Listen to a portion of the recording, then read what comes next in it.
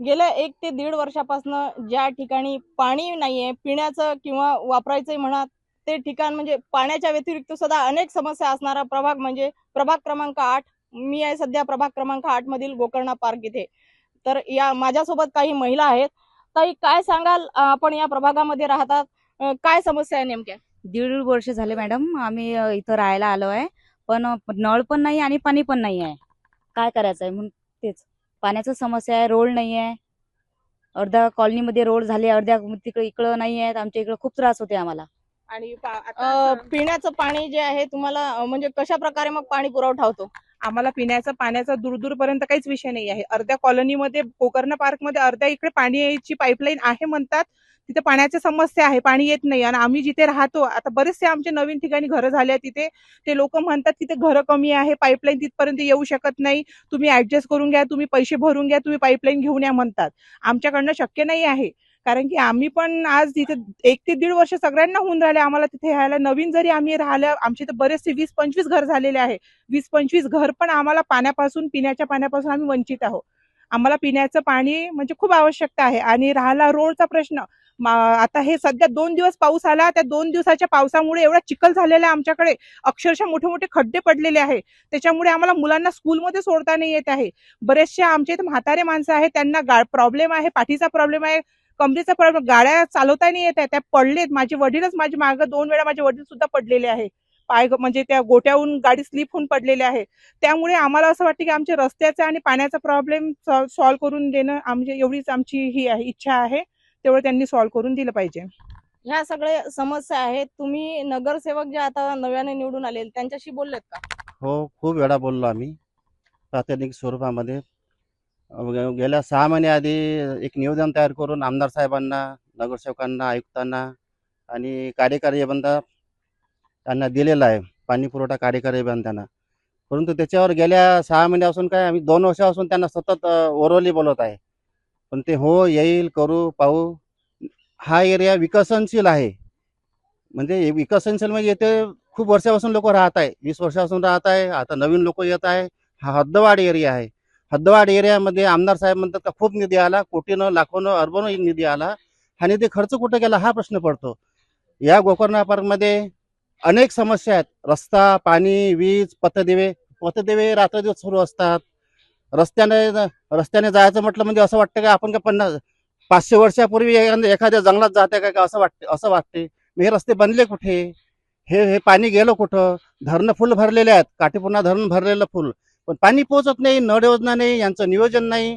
नगरसेवकाला सांगतात, नगरसेवक तात्पुरतं हो म्हणतात आणि त्याच्यावर कारवाई काहीच नाही.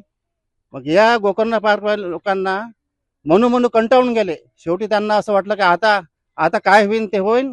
पण आता तुमच्या टीव्ही चॅनलच्या माध्यमातून आमदार साहेब, नगरसेवक, आयुक्त साहेब आणि कार्यकारी अभियंता पाणी पुरवठा यांना मी अतिशय नम्र निवेदन करतो की त्यांनी कमीत कमी इकडे लक्ष देऊन वीज, पाणी, रस्ते, ज्या मूलभूत सुविधा आहे नागरिकांच्या त्या तरी पूर्ण कराव्या, अशी त्यांना विनंती करतो.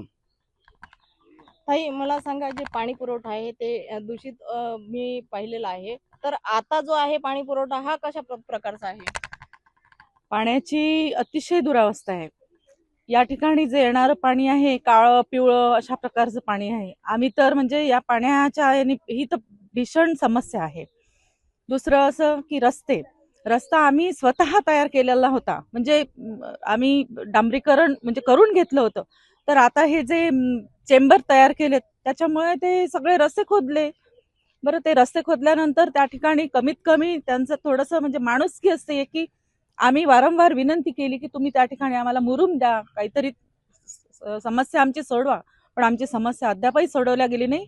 गाडी घेऊन जाताना आम्ही 2-3दा मी स्वतः पडले, गाडीवरनं पडले. आणि खूप वाईट गोष्ट आहे ही. म्हणजे आम्हाला तर खरोखर म्हणजे या ठिकाणी येऊन असं वाटतं कधी कधी की काय ही परिस्थिती, जसं खेड्यापाड्यात तरी सुविधा आहेत त्यापेक्षा पण इथे दुरावस्था झालेली आहे रस्त्यांची. तर मला शासनाला आवाहन करावं असं वाटतं की या ठिकाणी ज्या समस्या आहेत, पाणी समस्या आहे, रस्ता समस्या आहेत, या पूर्ण व्हाव्यात. याच्यासाठी त्यांनी 100% प्रयत्न करावेत आणि आम्हाला न्याय मिळावा. काकू, काय सांगाल, जे पाणी पुरवठा आहे, मग आता तुम्ही जे आहे तुमची तहान कशा प्रकारे भागवता? आता आमच्याकडे तर काही बोर वगैरे नाहीये आणि नळाचं जे पाणी येत होतं ते पण सुद्धा खराब आलेलं आहे पाणी. त्यामुळे ते भरू शकत नाही आम्ही पाणी. आणि त्या दिवशी जी कंप्लेंट केली होती आम्ही तुमच्या माध्यमातून, तर ते अधिकारी आले होते काल. त्यांनी थोडीशी दुरुस्ती वगैरे केली. पुढचं काम म्हणे आम्ही आता 2 दिवसानंतर आमचे लेबर लोक पाठवू म्हणत, आणि तुमची जी समस्या आहे तो पाईप फुटलेला आहे तो आम्ही व्यवस्थित दुरुस्त करून देऊ म्हणे. तर आता नवीन पाणी आल्यावर परत आम्ही तुम्हाला एकदा कळवू की आमच्याकडे कोणतं पाणी आलेलं आहे म्हणून. आणि हे पाण्याची समस्या अजूनपर्यंत पाणी आलेलं नाहीये आणि आपल्या माध्यमातून जे आहे आपण ती बातमी एकदा प्रसारित केली होती. त्या माध्यमातून ज्या अधिकाऱ्यांनी आपले काही कर्मचारी पाठवले होते आणि थोडीशी दुरुस्तीचं काम सुद्धा इथे सुरू आहे. तरी एकदा आपण ताईकडे जाऊया. ताई, आणखी काय म्हणणं आहे तुमचं या महाराष्ट्राच्या माध्यमातून? आम्हाला एवढंच म्हणायचं आहे, रस्ता, पाणी, लाईट आम्हाला हे पूर्णपणे त्यांनी देणं म्हणजे त्यांची काम आहे हे आम्हाला देण्याचं. कारण की मॅडम, पावसाळ्यात समोर पावसाळा आहे, अक्षरशः इथली परिस्थिती बिकट होऊन जाते. मुलांना पायाला आम्ही बूट घालून देतो, शाळेचे ऑटो येतात, गाड्या येतात, आम्हाला कॅरी बॅग बांधून, मुलांना बुटाला कॅरी बॅग बांधून आम्हाला नेऊन द्यावं लागते ऑटो पर्यंत. म्हणजे ही मागच्या वर्षी समस्या आहे. त्यांनी मुरुम वगैरे रस्ते थोडे पाहून तर घेतले पाहिजे, यायला तर पाहिजे आमच्या घरापर्यंत काय चालू आहे काय नाही चालू आहे म्हणून. आम्हाला खूप म्हणजे बिकट परिस्थिती आमची झालेली आहे इथे. ही जी समस्या आहे प्रभाग क्रमांक 8 मध्ये, ह्या पूर्णच प्रभाग मध्ये ही जी समस्या आहे पिण्याच्या पाण्याची म्हणा किंवा रस्त्यांची म्हणा, आतमध्ये जे आहे त्या या नागरिकांच्या घरी बोरिंग नाही आहे आणि बोरिंग नसल्याने फक्त नळाच्या पाण्यावर यांचा जे आहे पिण्याच्या पाण्याचं भागते आहे. पण 12 दिवसांवर जर पाणी मिळत असेल तर ह्या लोकांनी करायचं तरी काय, हा प्रश्न इथं उपस्थित होतोय. वर्षा मोरे, जय महाराष्ट्र न्यूज, अकोला.